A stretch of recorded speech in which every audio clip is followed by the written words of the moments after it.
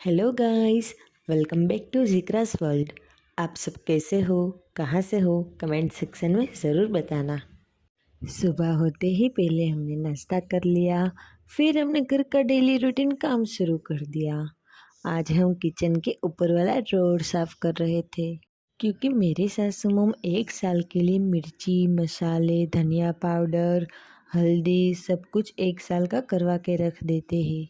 इसीलिए जो वो मसाले होते हैं वो हम इस ड्रॉअर में रखते हैं। तो इसीलिए मैं और मेरे जेठानी मिलकर वो सारे बॉक्स पहले हमने धो दिए, फिर ये ड्रॉअर क्लीन करके फिर उसमें जमा करके रख दिए।